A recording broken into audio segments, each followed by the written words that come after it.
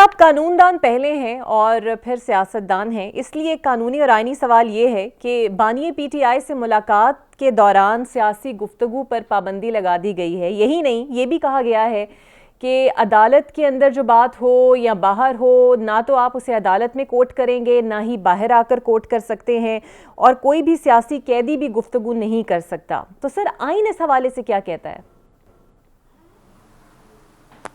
आइन बड़ा वाज़ेह है जी, ये सरीहन खिलाफ वर्जी है आइन के आर्टिकल 19A अलिफ की, बिल्कुल सरीहन खिलाफ वर्जी है।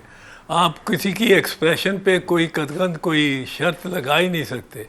ये आइन का में के तहत बुनियादी हक है।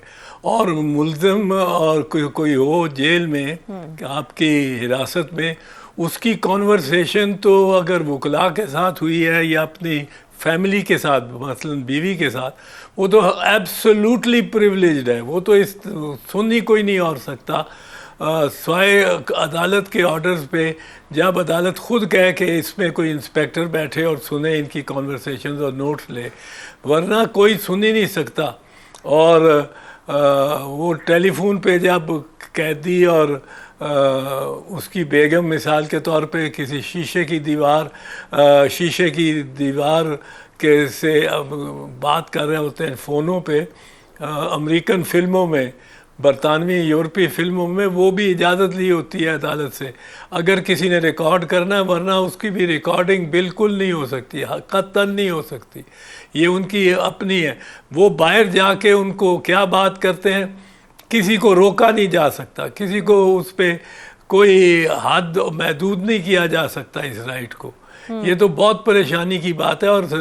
और फ्रीडम ऑफ एक्सप्रेशन पे तो इस तरह के ताबड़तोड़ हमले हो रहे हैं कि जंग शुरू कर दी है इस शरीफ गवर्नमेंट ने और इनके हैंडलर्स ने सहाफ़ियों के और सहाफ़त के ख़िलाफ़। आप देखें, दो भाई अहमद नूरानी के उठा लिए गए हैं, जो एक मुक़र्रर सहाफ़ी भी है और उसने बड़े कॉलम लिखे, बड़ी प्रिंट मीडिया में भी बड़ा नाम था। फिर उसके अलावा वो अब ये सोशल मीडिया में बड़ा मौजू और मुस्तनद वीलॉग करता है। और उसके दो भाइयों को उठा लिया है, उस्मान मलिक को क्वेटा में उठा लिया है, फरहान साहब को उठा लिया है, एडिटर, सीनियर एडिटर हैं उधर से कराची में, और शाहिद को उठाया हुआ है, वो शाहिद खान को तो क्वेटा से, और ये अपने वहीद मुराद, बेचा बहुत ही शरीफ आदमी, शरीफ लड़का, उसको उठा के ले गए और फिर उन पे टॉर्चर करते हैं। फिर ये सारा जो इस वक्त तरीका चल रहा है ना कि आप मुझे गिरफ़्तार करने आए हैं तो मेरे घर में तोड़ फोड़, फ्रिज, टीवी शीवी, औरतों को के बाजू मरोड़ और उनको हरासा कर, बच्चों को हरासा करके जाओ और बर्तन वर्तन सब तोड़ दो।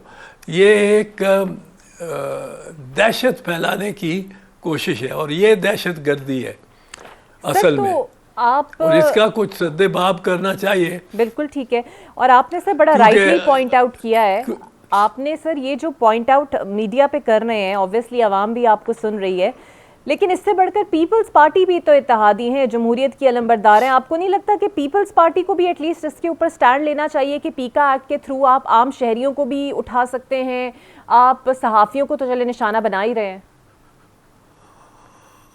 पीका एक्ट के तहत बिल्कुल करना चाहिए, पीपल्स पार्टी को इसको उठाना चाहिए। मैं आपको अपना एक बता दूं, मेरे ख़िलाफ़ एक चैनल ने, मोतबर चैनल ने, बड़ी हरदा सराई सी बड़ी अजीब सी बात कर दी। उसमें एक एंकर थे, उन्होंने कि जी एतजाज़ तो हथौड़ा ग्रुप है, लाहौर के वकला का हथौड़ा ग्रुप है और वो फ़ीसें भी और केसेस भी अपनी मर्ज़ी से लगाता है। किसी और को नज़र नहीं आया।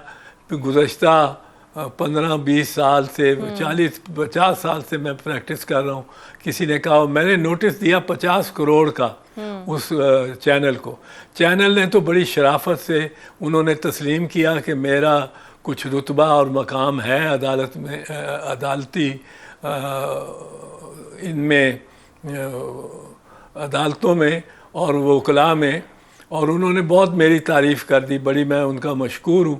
पर और उन्होंने वापस लिए वो वर्ड, वो सारा जो प्रोग्राम था उसको उन्होंने डिलीट कर दिया और एक माजरत परमानेंटली लगा दी उस पर।